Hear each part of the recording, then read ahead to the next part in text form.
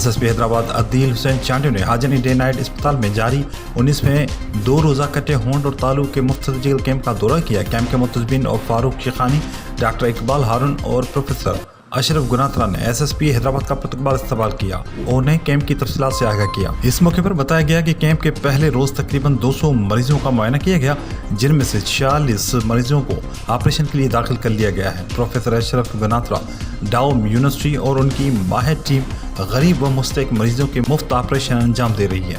SSP Hyderabad عدیل حسین چانڈیو نے Hajini day night اسپتال کی انتظامیہ اور میڈیکل ٹیم کے اس انسان دوست اقدام کو سراہتے ہوئے کہا کہ غریب عوام کو مفت علاج اور بہترین طبی سہولیات کی فراہمی قابل تحسین ہے۔ انہوں نے اس جذبۂ خدمت پر اسپتال انتظامیہ کے لیے نیک خواہش کا اظہار کیا۔